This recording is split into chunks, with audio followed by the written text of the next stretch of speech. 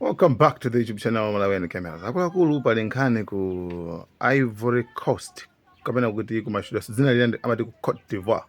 Kumene kukumveka kuti General Cameron Chief of Army Officer waphedwa komanso akuti President wapanga kidnapped ena akuti wathawa ena akuti watere ena akuti watere. Kukumveka ngati umene kwati kuli COUP.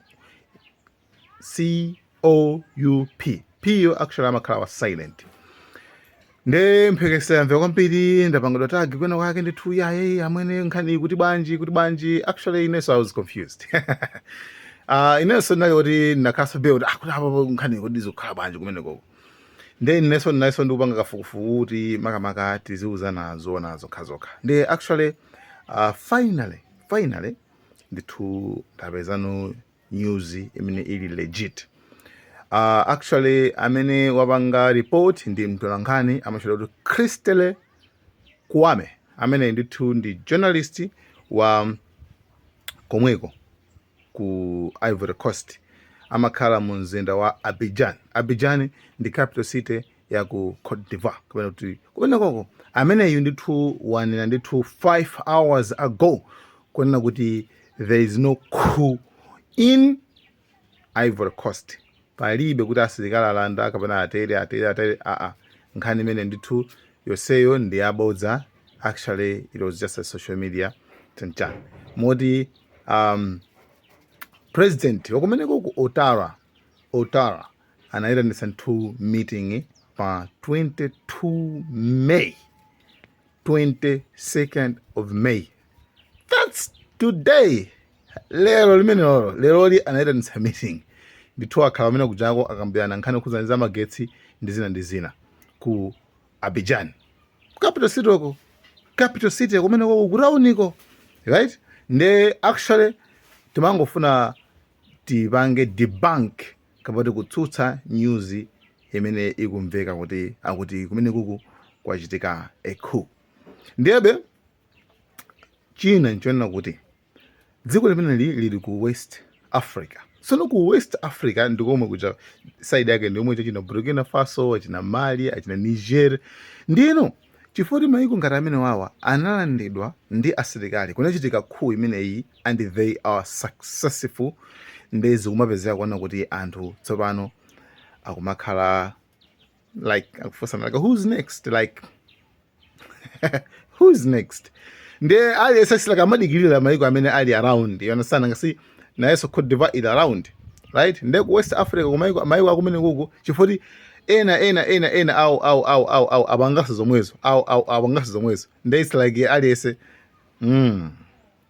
nkhani ake ndimene who is next akufunsana kuti ababa titani nkhani kuti pakana nafenso timenzeko zimene akupeza azizathuzo maiko enawo. Ndi actually timangofuna titsutseko news imene yamvekayi yakukhuzana ndi Cote d'Ivoire.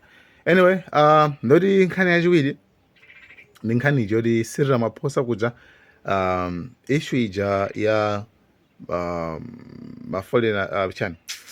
ma refugees ochoka ku South Africa kuphedwa kama farmers chani. Actually issue ija akwanena kuti Elon Musk amene mwini wake wa Tesla amene mukudziwasuza nkhani ya Elon Musk akufuna abwerese kampani ya Starlink mu South Africa, koma kampani amene azipindula kwambiri ndiwowo mabiliyoni akalewo. Ndeno achina malema akwana kuti ya imene iyi ndithu muno muisarani isapase isalowe. Therefore uyu foti inamukanika ndifakana ngolowetsa ngati kuti it's a racial thing kuti ndinkhani khuza ndi mitundu. Nde anamuza Trump uyo makuti. Koma actually the issue is just a crime thing. It's not a racist thing. It's not a racial thing kuti ndinkhani khuza ndi genocide imene kuchitika ku South Africa blah blah blah blah. Nkhani imene ndithu ndi yabodza. Koma panavuta kwambiri ndi pankhani yokhuzana ndi nyimbo ijayo nyimbo ija imene ndimene yavuta kwambiri kuti amwene uya kuti ipha fama ipha buwa pamene baba makamaka tiziti zikukhala banje funso limene lavuta kuyankha kwambiri kwa Cyril Ramaphosa ndi funso lina kuti iweyo ngati ukuona zoti munthu uyo walakwitsa bwanji sunamange, chifukwa nyimbo imene ndi ya sensitive kwambiri. Koma funsonso ndikumati tiye ndiyang'anenso mbali naye, kodi nyimbo imeneyi amayimba chifukwa chani? Actually tinaonanso mu comment section ena ake ndithu anayankhulapo kuti iyoyo si nyimbo yoti yabwera panopa yayi, it's a revolution song, ndi nyimbo ya revolution. Ni nyimbo ya revolution, it means nyimbo yo idalipo even nthawi ya Atsamundayo, nyimbo yo idalipo. Inuyo Atsamunda abwera akuzuzani atenga nthaka yanu, then after kutenga nthaka yanu ija ndikuma mukudziwa soka kuti nthawi ya apartheid inali motani kuna nthawi ya Atsamunda apartheid. Ndiyeno kunali nyimbo imene imayimbidwa. Actually nyimbo sinali wrong, sinali yoipa, nangasi it's like ndadana amene ajawo, you understand? Ndi nyimbo ija mimbe ine jayo dependani tipe famayo amene yo buwayo pochana ana anthu akhaza nda anthu amapha kumene anthu akuda nangati abwera kuzakhala za Utsamunda. Ndi nyimbo ndi ya revolution. Therefore ngati amayimba actually it refers nthawi imeneyo chabe kunena kuti panopa zikuoneka ngati kuti apati zichenata, zikuoneka ngati kuti azungu chanata, komano actually tinakambaso kale kuti 97% kama amati 70% ya nthaka ili m'manja mwa azungu, you understand? Ndi ma struggles aja in front page zikuoneka zoti zinatha, komano tikangana mkatikati zikuoneka zoti Utsamunda udakalipo. Mali mauja amakambe benkhani kukhuzana ndi landi chibwelere kwanu wake, landi chibwelere kwanu wake, landi bwelere kwanu wake, nthaka ibwelere kwanu wake. Nde nyimbo ija amene angayipanga understand, amene angayimvetsetse nyimboyo ndi anthu amene aku South Africa akalekalewo, ndi amene akudziwa ma struggles amene South Africa yadutsamo. Koma nyimboyo sikupanga rifa panopa yayi, koma ndi nyimboyo ndi ya revolution song. Chabwino kombali ina tiyankhe kufunso lina limene lafunsidwa apapa panali funso. I think it should be one of the top fans. It should be Shamim Bisan or something like that. Yes, Shamim Bisan, I think so. Anafunsa kuna kuti kwali ndiye kuti kupita kwa Cyril Ramaphosa ndi vice wake uja kwa chipani cha DA uja mzungu uja Eastern kupita ku America kukapepesa zikutanthauza kuona kuti ndiye kuti Africa singakhale popanda America, right? Funso nayo yoncho, if I'm not mistaken, funso nayo yoncho zikutanthauza kuona kuti singakhale popanda America, akuona kuti I come in peace.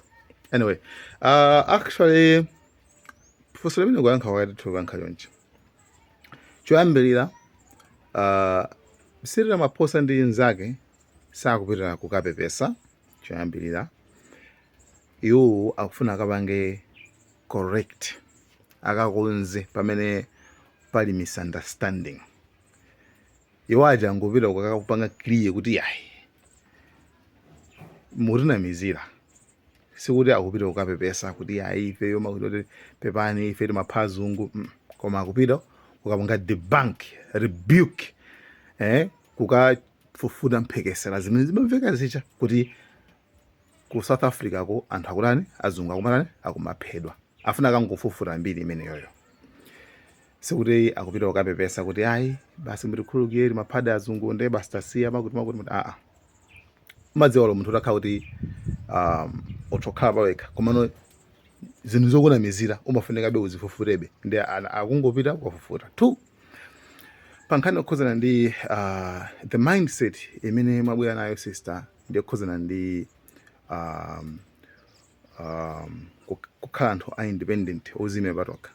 Ndi titina kuti mindset imene ijayo mwa azimaujena wawawa mwa azima president achina Cyril Ramaphosa mulibemo mindset imeneyo ili mwachina Malema mwamucha nde iwowa athabe kukhala gulu lichomati ya ifebe ndi azungu atithandizebe nde kuli ma business osiyanasiyana amene kuli ma zambiri kuli ma investment ona kuti ma Americans chatata ayambe mukuchokamo nde kuti I don't think kuti South Africa is ready chifukwa mukaona anu ake eni South Africa ndovutika eni anu akewo tuena akudaja achina Mazulu achina Maxhosa achina Machane, you understand nde kuti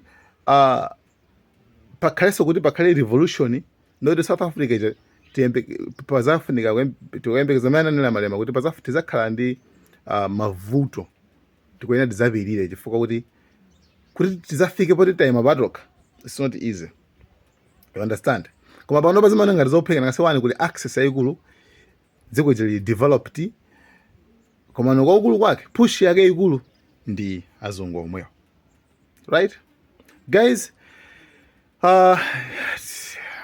Thank you so much. Zinazo tizikupatsani beni Malawian Cameras. Malawi camera.